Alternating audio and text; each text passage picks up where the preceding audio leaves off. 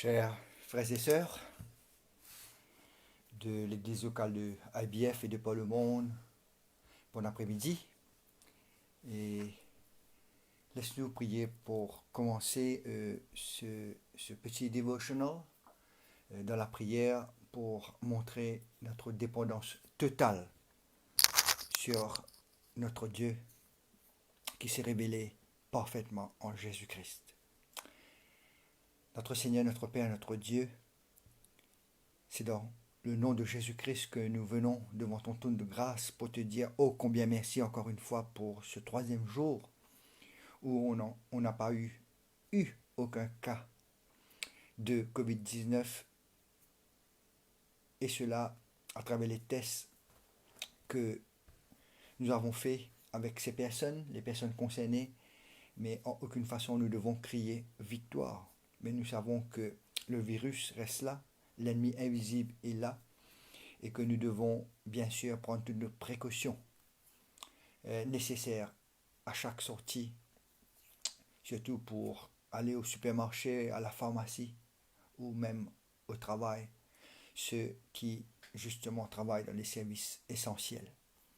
Seigneur, nous look forward à ce déconfinement graduel et nous te prions que oui, si c'est ta volonté, si toi tu le veux, ou que ce soit vraiment le 4 mai, et aussi Seigneur pour que l'économie puisse reprendre, euh, euh, nous te prions que c'est vrai que le futur paraît incertain, mais toi tu es la réponse à toutes nos craintes, à tous nos soucis, à toutes nos anxiétés, et c'est pour cela que nous sommes en train de prier, de te prier là, pour nous encourager, mais aussi Seigneur pour le gouvernement, pour tous ceux et celles qui sont dans l'autorité, pour qu'ils puissent justement prendre les mesures les plus appropriées pour euh, non seulement relancer l'économie, Seigneur, mais aussi pour protéger sanitairement et médicalement, Seigneur, toute la population.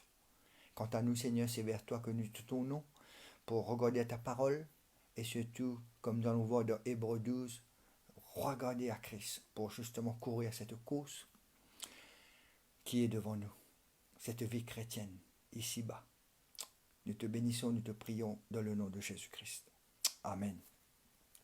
Laisse-nous tourner dans Hébreux, et bien sûr, avant que nous tournions dans Hébreux 12, le chapitre 12, et nous regardons les versets 1 et 2, laisse-nous terminer avec Hébreux 11 au verset 39, que nous avons vu hier. Tout cela, ces martyrs, ces chrétiens anonymes,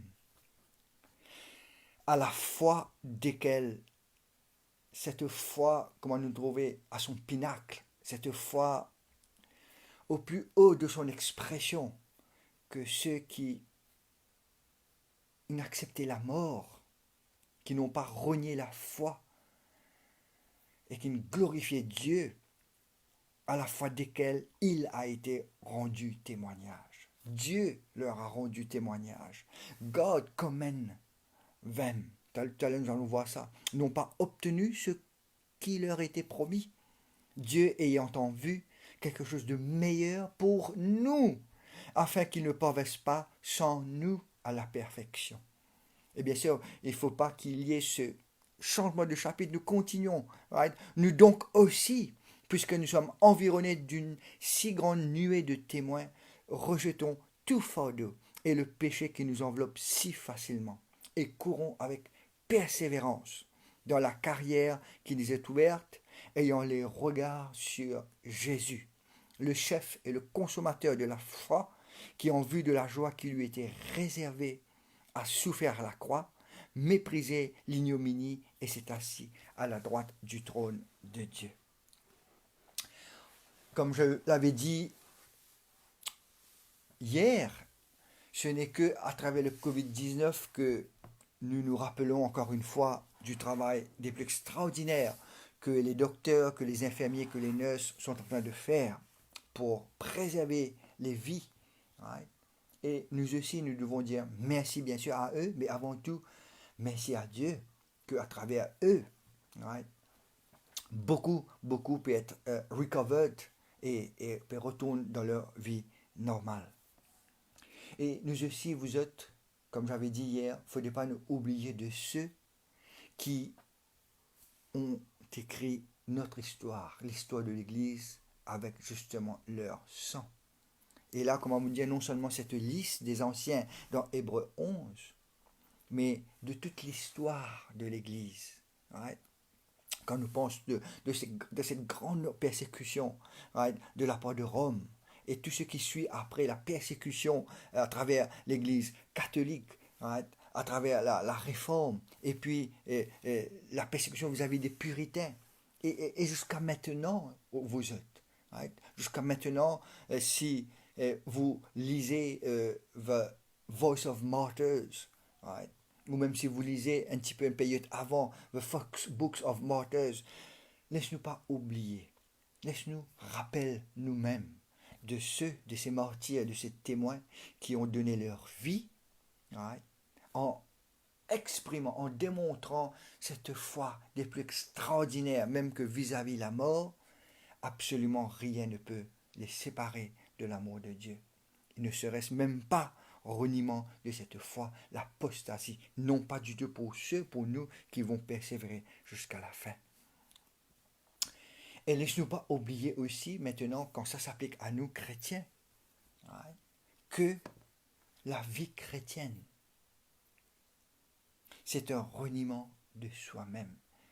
Il se peut que peut-être avant le lockdown, nous nous étions habitués à une vie des plus ordinaires, à une vie, nous sommes capables de dire, facile. Et là, on peut dire surtout peut-être pour nous qui sommes à Maurice, de cette liberté que nous avons à vivre notre vie chrétienne. Right? Aucune restriction, aucune limitation, aucune persécution as such. Right? Que laisse-nous pas oublier que la vie chrétienne que Christ appelle nous à vivre, c'est une vie où nous devons renoncer à nous-mêmes. Et pour cela, avant qu'il nous regarde avant qu'il nous aille dans Hébreux 12, regardez dans Luc 14. Juste peut-être en guise d'introduction à cette course. Luc 14, au verset 25. Waouh! Regardez, de grandes foules faisaient route avec Jésus. Il se retourna et leur dit. Peut-être de nos jours, les évangélistes, les pasteurs, comment nous trouvons une grande foule, qui nous tu veux faire? Hep, lève-toi la main, fais cette prière et tu deviens chrétien. Ou sinon là, depuis ce mois de confinement, combien j'ai vu sur le net d'invitations à venir à Christ et combien ont répondu positivement, oui, faites cette prière, fais ceci et tu es chrétien et tu auras la vie éternelle. Et regardez ce que Jésus dit à cette foule. Il se retourna et leur dit, si quelqu'un vient à moi et s'il ne hait pas son père, sa mère, sa femme, ses enfants, ses frères et ses sœurs, et même sa propre vie, il ne peut être mon disciple. Et quiconque ne porte pas sa croix. Et à l'époque, porter sa croix, c'est pas sa petite croix en guise de médaillon qu'on porte à son cou. Si quelqu'un ne porte pas sa croix, si quelqu'un n'est pas prêt à mourir, à donner sa vie, comme les anciens de Hébreux 11, et ne me suit pas, ne peut être mon disciple. Voilà la première condition. Bien sûr, ce n'est pas exhaustive, ce n'est pas compréhensive dans Luc 14, mais la première condition que Jésus nous donne pour être son disciple, c'est que, bien sûr, ce n'est pas haïr ses proches, ses loved ones, mais vous êtes, quand on compare l'amour qu'on a pour Jésus avec l'amour qu'on a pour justement notre père, notre mère, notre époux, notre épouse, nos enfants, eh bien, quand nous comparons cet amour, l'amour de Dieu, l'amour pour Christ est si grand, si extraordinaire que, comparé à l'amour que nous avons pour nos proches, que cet amour pour nos proches ressemble à une haine. Comparé à l'amour, à cet grand amour, le plus grand de tous les commandements, c'est aimer notre Dieu de tout notre cœur, de toute notre âme, de toute notre force, de toute notre pensée. Et chers frères et sœurs, je dois l'admettre que moi-même, me faillir. moi-même me faillir lamentablement devant ce grand commandement. Que d'aimer Christ avant toute chose, d'aimer Christ comme la priorité des priorités dans ma vie, de prier Christ premièrement, d'aimer Christ, de l'aimer de tout mon cœur, de toute ma pensée, de toute mon âme, de toute ma force. Oh, vous êtes. Voilà la condition que Christ nous dit. Aimer Dieu jusqu'à donner sa vie pour lui, sinon on n'est pas digne d'être son disciple. Et puis, il nous demande à, bien sûr, pas simplement faire une prière et accepter Christ, mais count the cost. Regardez, continue dans le verset 28 à 33, car lequel de vous, s'il veut bâtir une tour, ne s'assied d'abord pour calculer la dépense et voir s'il a de quoi la terminer? C'est ce que sont en train de faire tous les grands économistes. Ah là, pour ce déconfinement, pour remettre l'économie à jour.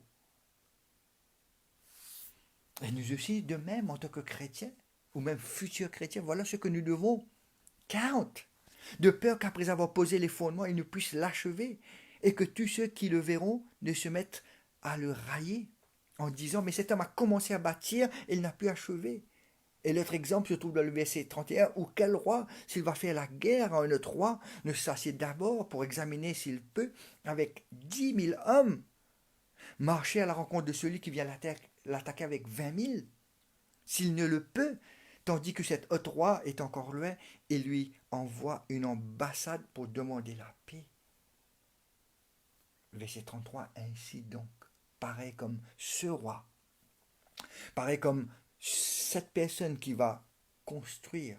Ainsi donc, quiconque d'entre vous ne renonce pas à tout ce qu'il possède ne peut être mon disciple. Voilà ce dont vous devez compter, the count the cost d'être le disciple de Jésus-Christ. Ce n'est pas simplement faire une prière, c'est est-ce que vous êtes prêt à renoncer à tout ce que vous possédez? Et bien sûr, si Dieu vous le demande, même votre vie, si Dieu vous le demande. Et lorsqu'on nous allons voir Hébreux 12, bien sûr, eh bien, ce reniement, cette vie chrétienne, il va l'illustrer en forme de course. Comment nous dire, déjà là, à cette époque, l'impact de Olympia, Olympic Games, est déjà là. Et c'est pour cela que Paul, c'est pour ça que l'auteur des Hébreux nous ramène à la vie chrétienne comme une course qu'on doit courir. Mais avant que nous retouchions bien sûr verset 12, Hébreux, chapitre 12, regardez comment Hébreux 11 se termine. Au verset 39, tous ceux-là, à la fois desquels il a rendu témoignage, n'ont pas obtenu ce qui leur a été promis, Dieu qui leur a rendu témoignage, ayant en vue quelque chose de meilleur, pas simplement pour eux, là les change de pronom pour nous, afin qu'ils ne parviennent pas sans nous à la perfection. Vous êtes souvent en maintes reprises une parole de ce mot martyr, martyros. Eh bien, je connais quoi? Regardez dans le verset 39. Tout cela à la fois desquels il a rendu témoignage. God leur a rendu témoignage. Le mot témoignage là, et c'est le même mot. Martyros. Martyr, martyreo. Eh bien, maintenant là, c'est tout le contraire. C'est pas ces anciens, c'est pas ces personnes qui ont donné leur vie pour Dieu qui rendent témoignage, qui sont les témoins de Dieu, qui sont les martyrs pour Dieu. Maintenant, en retour, maintenant, c'est Dieu qui est leur témoin. C'est Dieu qui command them. C'est Dieu qui praise them. C'est Dieu qui welcome them. Avec quoi? Bon et fidèle serviteur. Voilà l'encouragement que nous devons avoir. Que Dieu never ever lose sight de notre foi, de notre persévérance, de tout ce que nous faisons ici-bas. Bien sûr pour sa gloire et pour le bien de son peuple. Voilà, tous ces martyrs, tous ces témoins qui ont vécu et qui ont mouru pour Dieu. Et en retour, Dieu leur rend témoignage. C'est extraordinaire. Voilà vous êtes. Voilà notre encouragement. Déjà avant même que nous ayons couru et terminé cette course, Dieu nous dit de regarder à ces personnes. Eux, ils ont déjà couru, ils ont déjà terminé. Et voilà comment moi, sur cette ligne d'arrivée, je les accueille. Non seulement pour Abraham, Moïse, David, mais aussi pour nous. Parce qu'il nous dit pour nous. Right? Nous, et c'est extraordinaire. Right? Toutes les promesses que ces personnes-là attendaient et was looking forward. Eh bien, pour nous, tout cela et surtout ce que Christ a fait sur cette croix a été accompli. Et comment en anglais nous dit we are the people of fulfillment. They were the people of promise. Regardons à Christ pour le salut. Oui, nous sommes le peuple de l'accomplissement avec de plus grands privilèges, right? Avec de plus grandes raisons vous êtes que pour persévérer.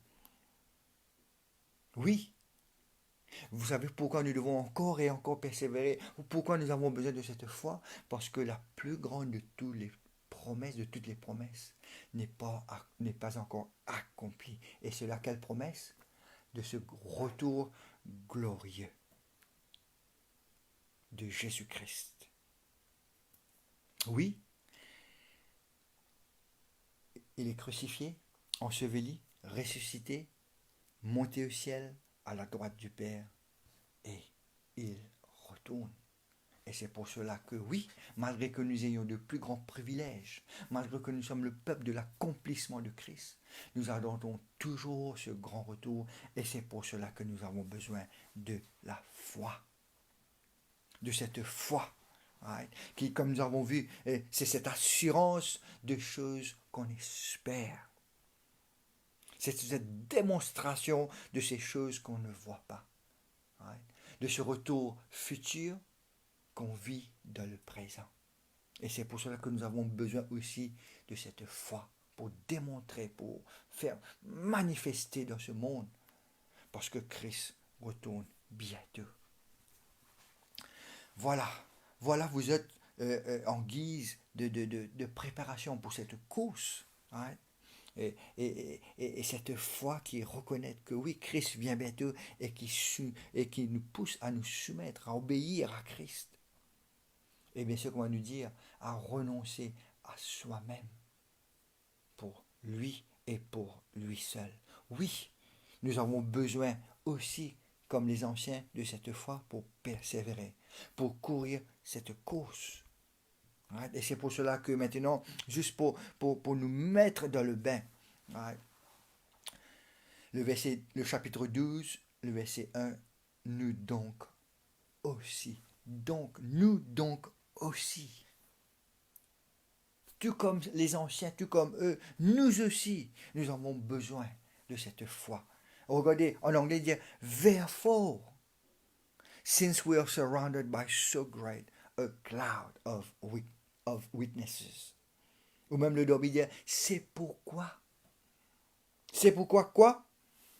Eh bien, tout en attendant cet glorieux retour, cette perfection, cette glorification quand Christ va retourner ensemble, nous, et avec les anciens.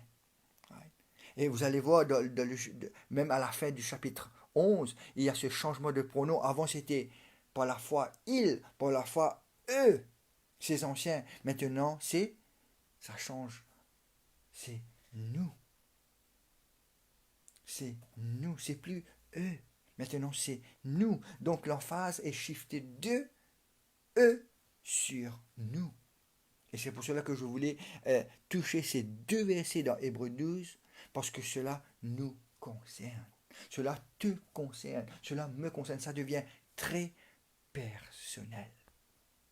Très, très personnel vous êtes. Et la première chose que l'auteur fait, c'est que montrez-nous que cette persévérance dans la foi est comme une course.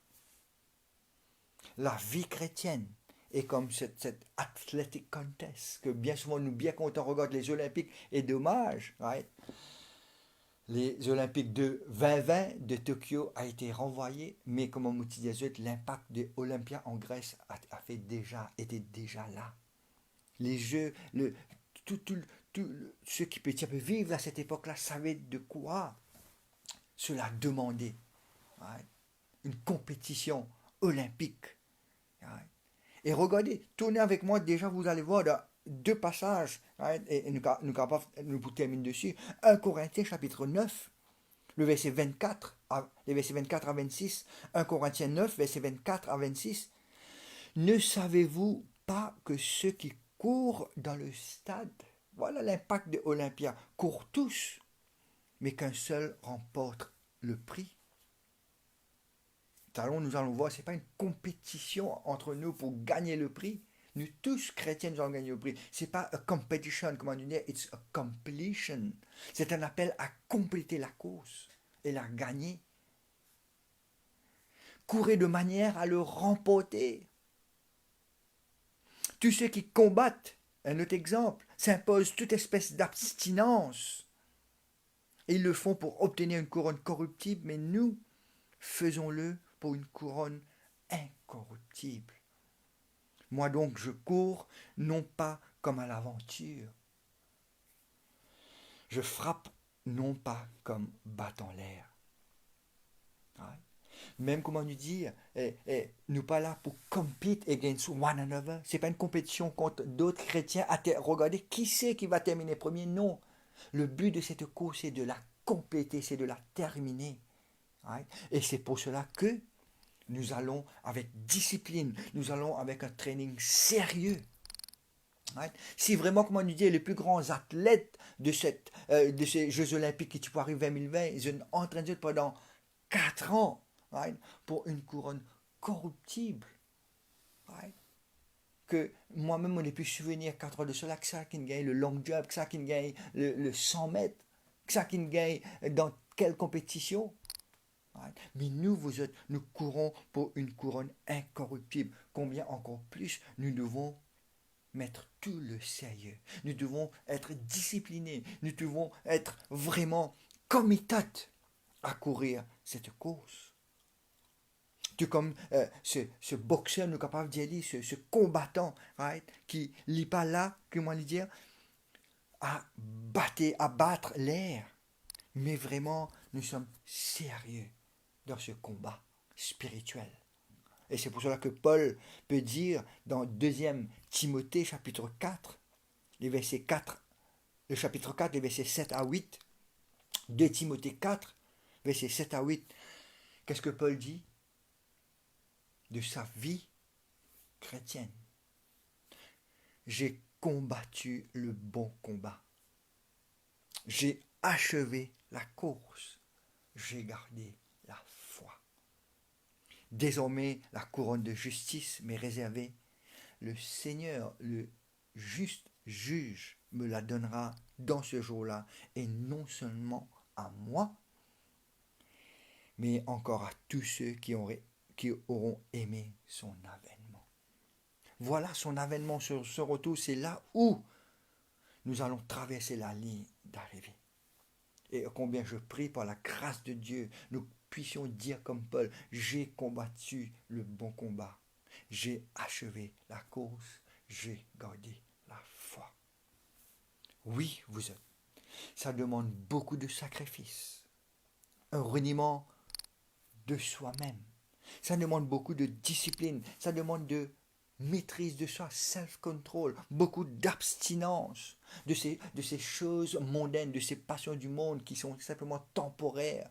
Ça demande un exercice quotidien et continuel et constant pour pouvoir compléter cette course, pour pouvoir vraiment look ahead forward à ce que, après avoir été témoin pour Dieu, eh bien c'est lui qui va être notre témoin pour nous accueillir et nous dire bon et fidèle serviteur.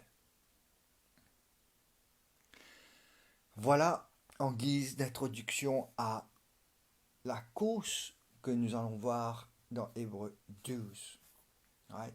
Peut-être nous sommes capables déjà d'y aller, nous allons voir deux parties de cette course. Comment est cette course? Et deuxièmement, comment courir cette course?